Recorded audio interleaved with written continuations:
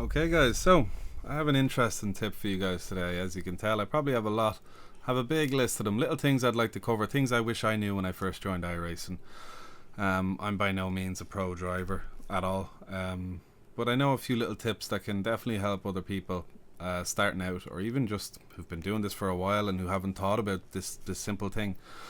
This pertains to your braking. This means that there's a part of the braking phase, it's actually technically not even the braking phase, that matters so much and can dictate whether or not you get consistent braking every time. So I'm just giving a bit of a preface to this. So when I was racing once, I was racing the Porsche Cup car last year in Suzuka. There's a corner after the S's, you go left, you go right under the bridge, and then there's the super tight hairpin, the super slow first gear hairpin with the small bit of banking on the inside. And I was in the Porsche Cup car and I was braking. Sometimes I had confidence and I could brake real hard, peaking out a huge, I can't remember, I don't know if it was 100%, but it felt like 100%, like I was getting everything out of the car.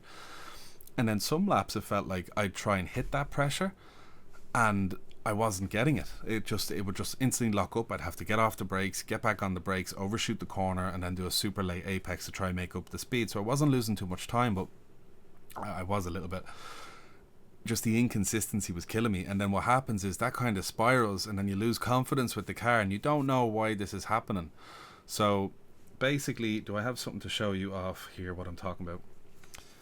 An electrician's knife. We're gonna keep it covered just to be safe. We'll maybe show it with and without. So what happens is, this is the dangerous version, okay? Now let's see if I can explain this right. When you're coming into brake and you get off of your accelerator, instantly get back onto your brakes, the car's balance, so when you're accelerating, the car's leaning back. When you get onto the brakes, it's just too much of a disruption. It's just basically, if you understand my little penknife here. What I'm proposing, and obviously a lot of pro drivers automatically do because they don't think about it, they just somehow they've landed on this earth and they just know how to do it. So as opposed to, as you can see on screen now, lifting off the accelerator super fast and jumping on the brakes straight away, having a crossover in the telemetry, giving the car no time to shift the weight forward, you get this inconsistency and the front end doesn't bite down as well. So now what I'm saying is, when you come into a corner, lift off the gas, wait what feels like a second. In theory, you're wanting the car to lift and just roll forward. And as that roll is happening, get onto the brakes.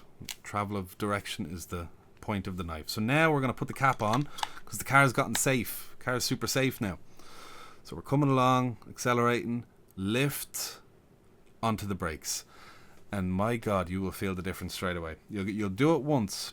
I can't show you in this video as well as you can show yourself. Once you do it, you'll understand exactly what I mean. It's like superpowers on the brakes, especially if you're on the inside of a corner. If you're diving down the inside and you're really trying to make the move stick, this move here, if you stay cool, calm, get off the brakes, let the car fall forward, and then get onto let me rewind.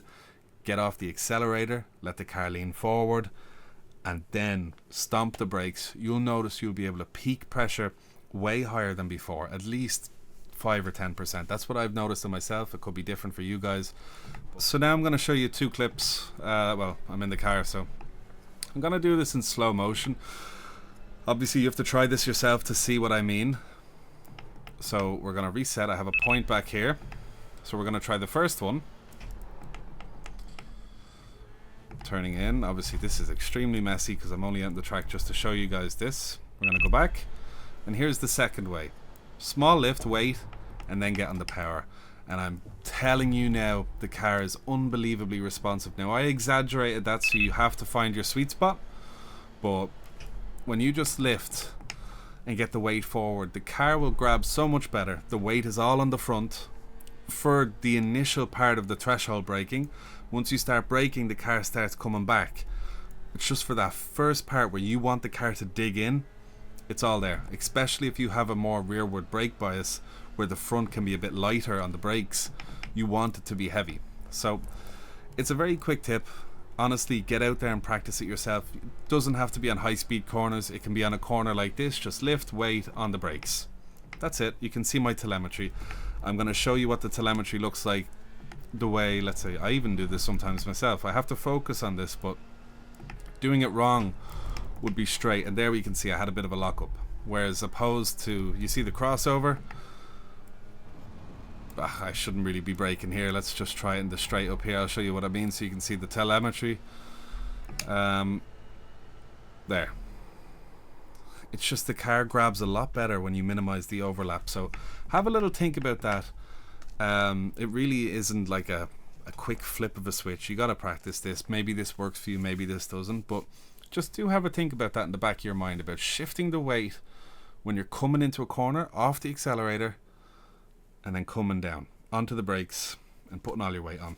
But yeah, come here, test this out, and if it works out well for you, which I'm sure it will, because you'll know exactly what I mean if you try out in cars like the P-Cup, the prototype cars, Formula cars, it's not overly noticeable, but it definitely helps. It's just a very it's a little sliver, but obviously if you're really fast, that'll make the difference.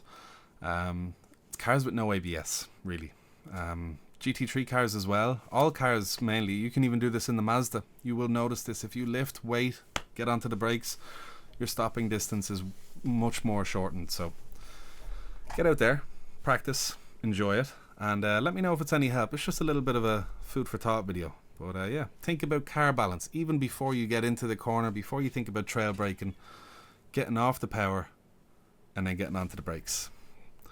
Best of luck, guys.